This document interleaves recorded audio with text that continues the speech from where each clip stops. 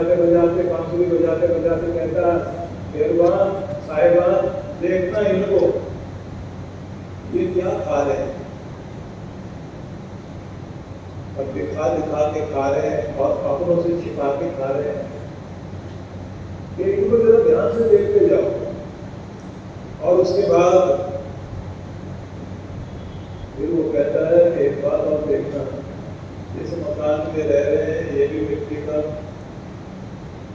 और जो नोट गिन रहे हैं ये भी मिट्टी के।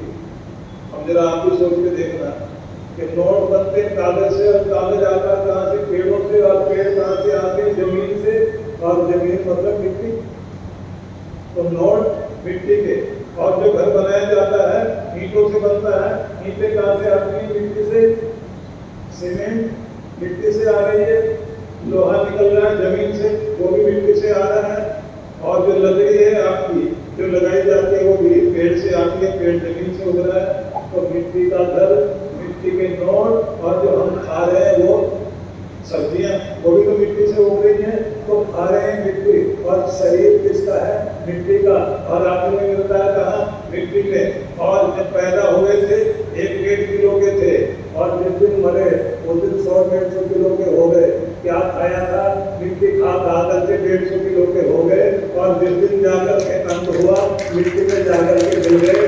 मिट्टी इकट्ठी की, मिट्टी को लेकर के लड़े, लकड़ियां जो पकड़ रखी लाठियां जिससे एक दूसरे का सिर फोड़ रहे थे, वो भी तो मिट्टी की थी।